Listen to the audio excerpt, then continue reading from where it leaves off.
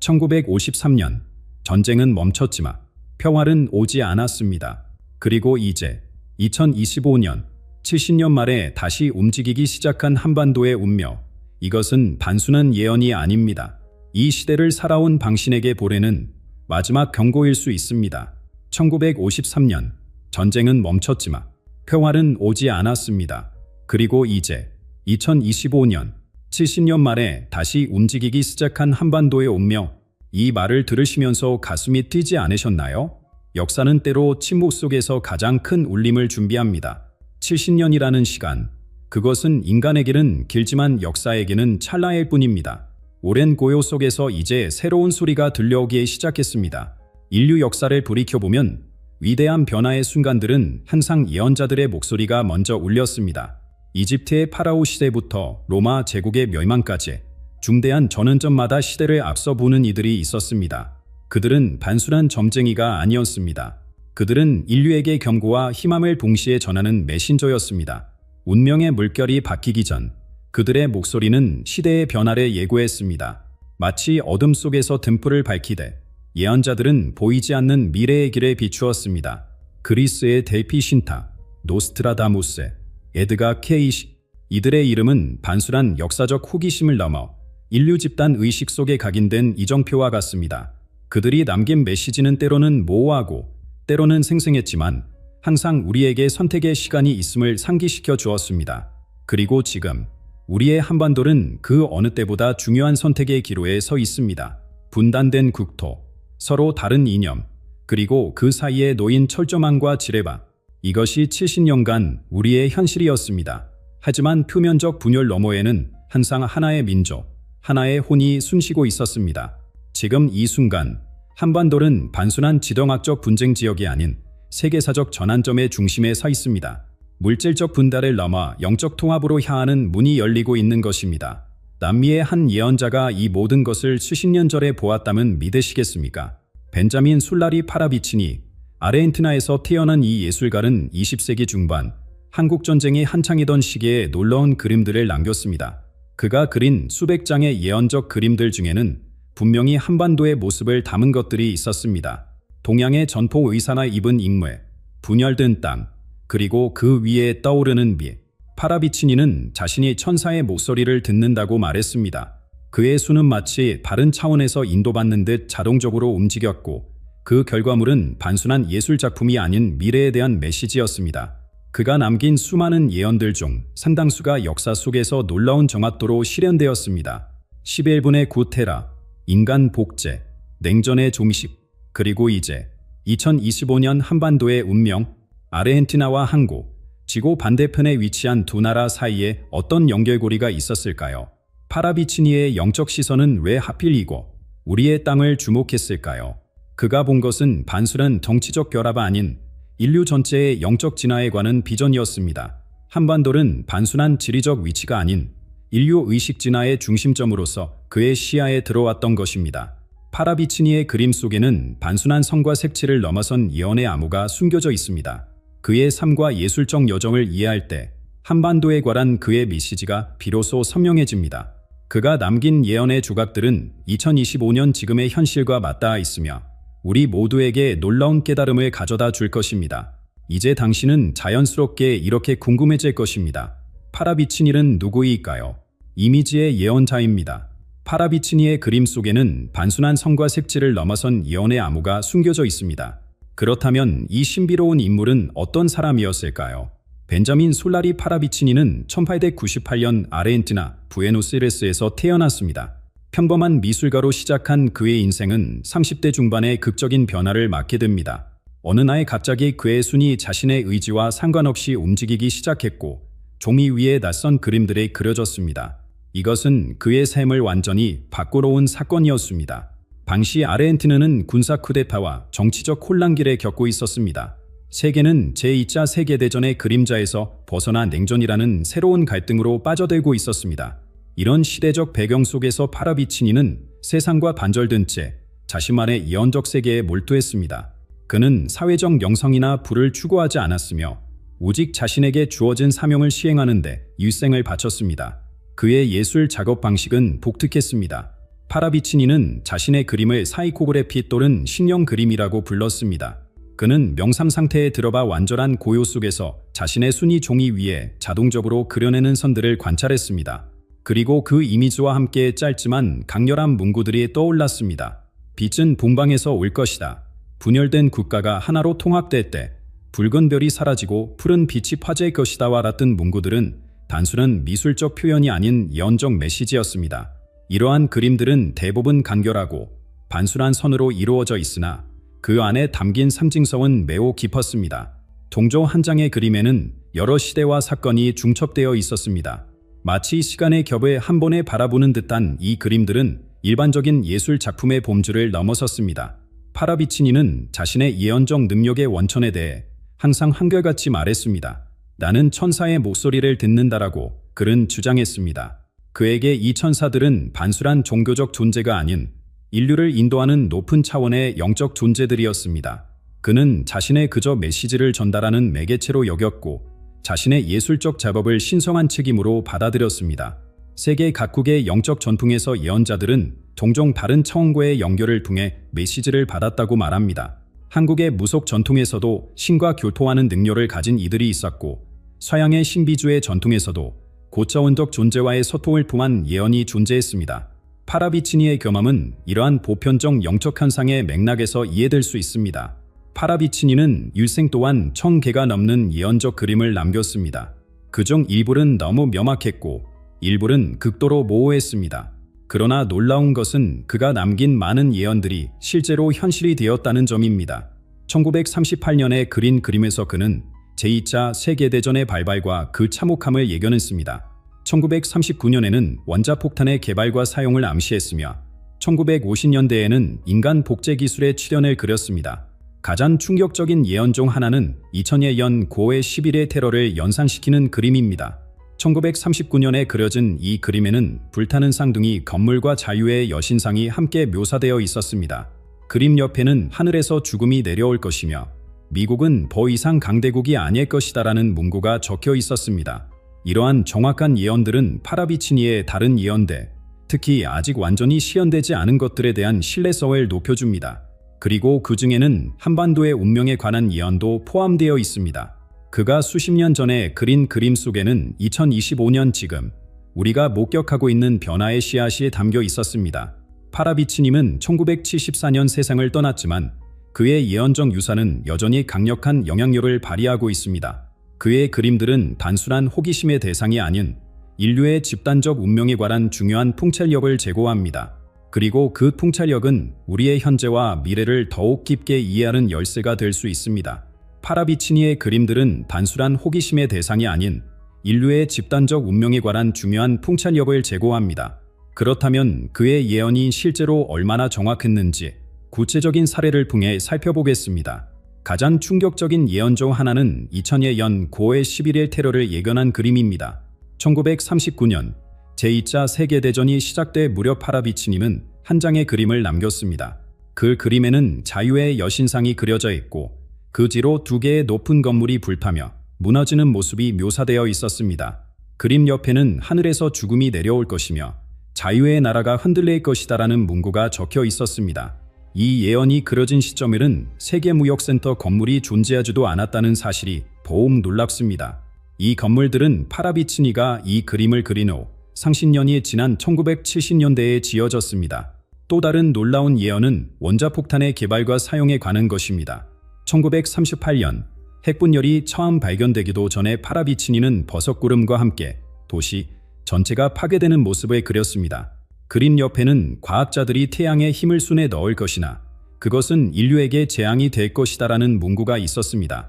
7년 후인 1945년 히로시마와 나가사키에 원자폭탄이 투하되면서 이 예언은 끔찍한 현실이 되었습니다. 과학기술의 발전에 관한 예언도 있었습니다. 1938년 파라비치니는 인간이 달에 발을 디딜 것이며 그곳에서 새로운 발견을 할 것이다라고 예언했습니다. 31년 후인 1969년 닐 암스트롱이 달에 첫 발자국을 남겼습니다. 또한 1940년대에 그는 인공위성과 우주정거장의 모습을 정확히 묘사했는데 이는 당시로서는 상상하기 어려운 기술이었습니다.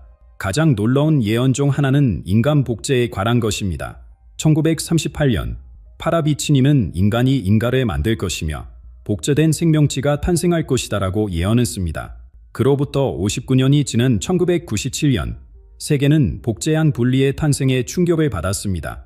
이는 인간 복제의 가능성을 현실적으로 보여준 사건이었고 오늘날 2025년에는 생명공학 기술의 파라비치니의 예언을 넘어설 정도로 발전했습니다. 정치적 결화에 관한 예언도 있었습니다. 1954년 파라비치니는 붉은 곰이 변할 것이며 그 변화는 세계를 놀라게 할 것이다라고 적었습니다. 35년 후인 1989년 베를린 장벽이 무너졌고 2년 후 소련이 해체되면서 냉전 시대가 막을 내렸습니다. 이 사건은 20세기 후반 세계 질서의 가장 극적인 변화 중 하나였습니다. 또한 기후변화와 환경위기에 관한 예언도 있었습니다. 1960년대의 파라비치니는 인간의 욕심이 지구의 숨을 막을 것이며 물과 공기가 오염될 것이다라고 적었습니다. 이는 오늘날 우리가 직면한 환경위기를 놀랍도록 정확히 예견한 것이었습니다. 이러한 예언들이 실현되었다는 사실은 파라비치니의 다른 예언들, 특히 아직 완전히 실현되지 않은 예언들에 대한 신뢰성을 높여줍니다. 그의 그림들이 단순한 우연이나 일반적인 추측이 아니라면 우리는 그가 남긴 바른 메시지들에도 주의를 기울여야 하지 않을까요? 파라비치니의 예언 중에는 세계 각국의 운명에 관한 것들이 많았습니다. 러시아, 중국, 유럽, 미국. 그러나 그의 수많은 예언 속에서 특별히 주목해야 할 한 가지가 있습니다. 그것은 보면, 특히 한반도를 가리키는 메시지입니다. 어떤 그림에서 파라비치니는 전통 한복을 연상시키는 의상을 입은 인물을 그렸고 그 위에 동방에서 새로운 빛이 올 것이며 분열된 땅이 하나 빠질 때 세계는 변화할 것이다라는 문구를 남겼습니다. 이 그림은 단순한 정치적 풍의를 넘어선 깊은 영적 의미를 담고 있습니다. 파라비치니가 예견한 한반도의 변화는 단순한 국경선의 변경이 아닌 인류 의식의 진화를 위한 중요한 전환점을 의미합니다. 그리고 그 시기로 지목된 해가 바로 2025년, 지금입니다. 동방을 가리키는 파라비치니의 예언 중에서도 가장 신비로운 그림이 있습니다. 1960년대 초반에 그려진 이 그림은 다른 어떤 예언보다 한반도와 직접적인 연관성을 보여줍니다. 황금빛 배경 위에 한복을 연상시키는 전통 의상을 입은 인물이 등장하며 그 옆에는 2025, 동방의 빛이라는 문구가 적혀 있습니다. 이 그림을 자세히 살펴보면 여러 상징적 요소들이 눈에 띕니다. 먼저 중앙에 서 있는 인물은 반정한 한복 차림에 특별한 관모를 쓰고 있습니다.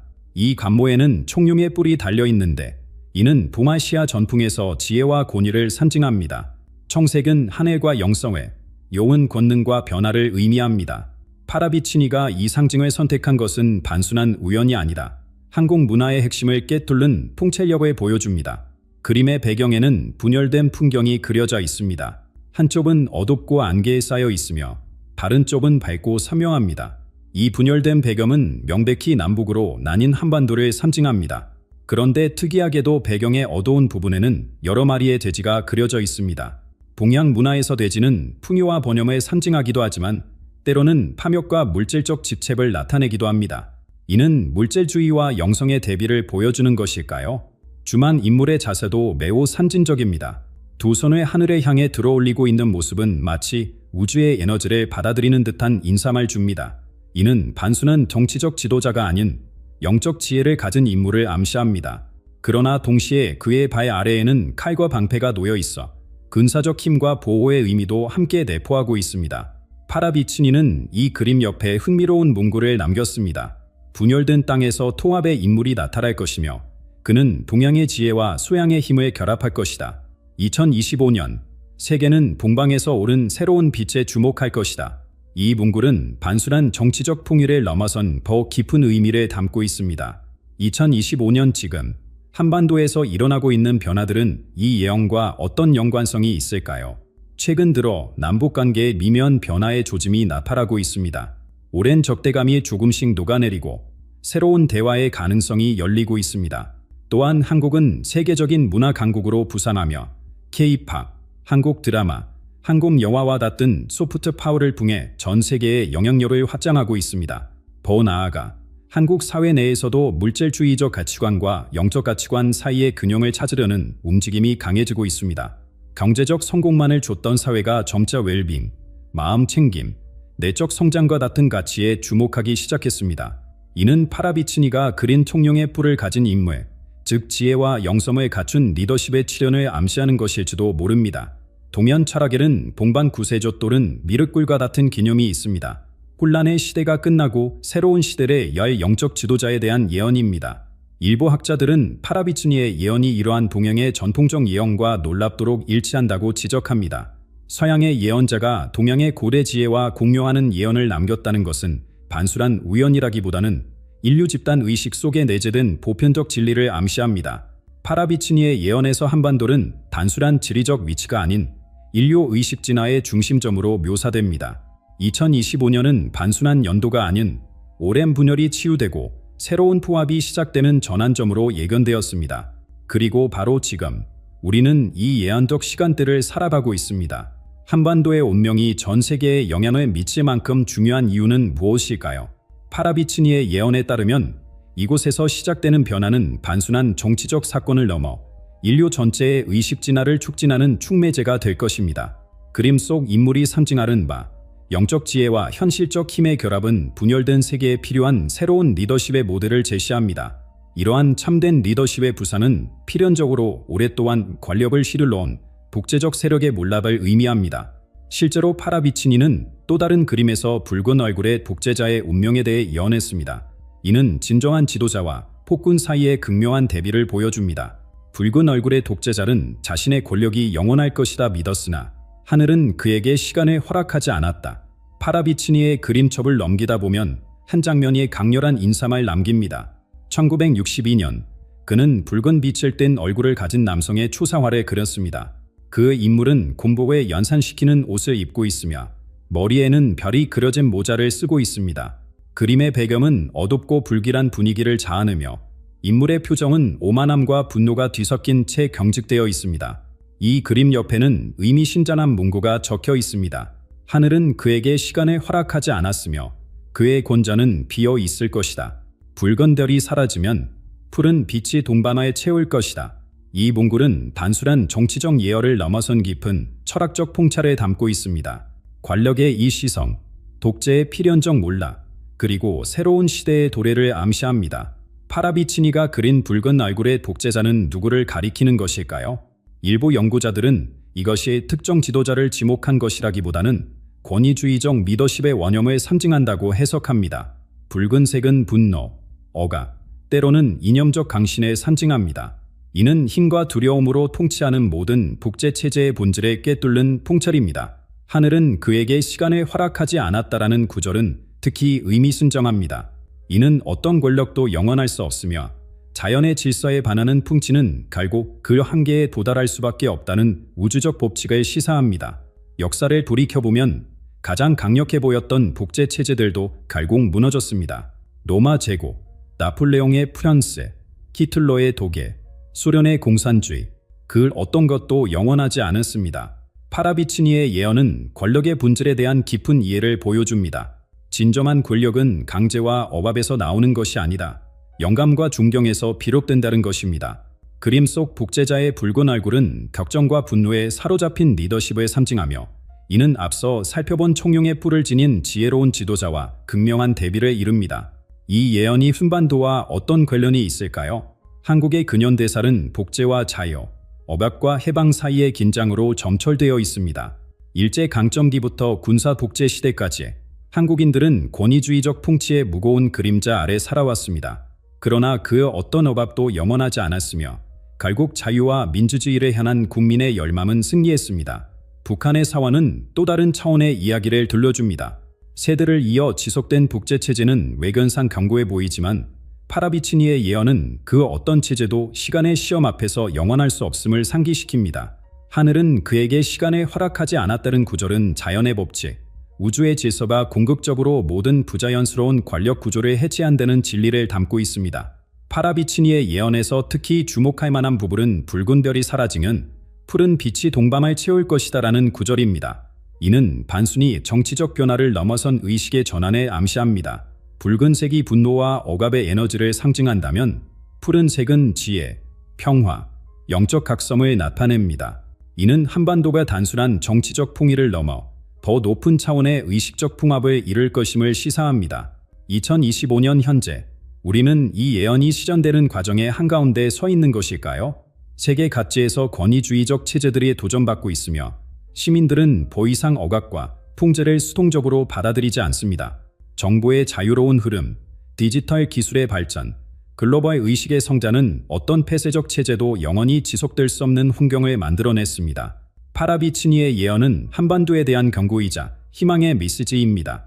그것은 과거의 권위주의적 패턴을 반복하지 말라는 경고인 동시에 영적 지혜와 진정한 리더십으로 나아갈 때 찾아올 밝은 미래에 대한 약속입니다. 독재자의 붉은 얼굴이 사라지고 청룡의 지혜로운 에너지가 한반도를 채울 때 이곳은 단순한 지정학적 갈등 지역이 아닌 인류 의식 진화의 중심지로 거듭날 것입니다. 파라비치니의 예언에서 독재자의 몰락은 단순한 정치적 사건이 아닌 의식의 진화 과정입니다. 이는 외부의 힘에 의한 변화가 아니다. 내면의 깨달음을 통한 자연스러운 전환을 의미합니다. 마치 겨울이 지나면 봄이 오듯이 억압의 시대가 끝나면 자연스럽게 화합과 통합의 시대가 열립니다. 한반도의 분단된 현실도 결국은 이러한 우주적 법칙에 따라 치유될 것이라는 메시지입니다. 억압의 시대가 끝나면 자연스럽게 화합과 통합의 시대가 열립니다. 파라비치니의 작품 중 가장 신비롭고 희망찬 그림 중 하나는 1967년에 그려진 흰 옷을 입은 두 인물입니다. 이 그림에는 전통 한복을 연상시키는 흰 옷을 입은 두 사람이 무너져 내리는 벽 사이에서 손에 맞잡고 있습니다. 그들의 얼굴은 평온하며 그 주위로는 빛이 퍼져나가고 있습니다. 파라비치니가 이 그림 옆에 남긴 글은 더욱 의미심장합니다. 분단된 땅에서 하나됨이 시작될 때 그것은 단순한 국경의 통합이 아닌 영혼의 치유가 될 것이다. 이 치유는 동방에서 시작되어 세계로 퍼져나갈 것이다. 이 메시지는 한반도의 통일이 단순한 정치적, 지리적 사건을 넘어선 영적 차원의 사건임을 암시합니다. 주목할 만한 것은 그림 속 두 인물이 서로를 향해 몸을 기울이고 있으나 그들 사이에는 여전히 공간이 존재한다는 점입니다. 이는 완전한 융합이 아닌 서로의 고유성을 존중하는 조화로운 연결을 상징합니다. 이것이 바로 파라비치니가 예견한 한반도 통일의 본질일지도 모릅니다. 일방의 흡수나 지배가 아닌 상호 존중과 조화에 기반한 새로운 형태의 통합입니다.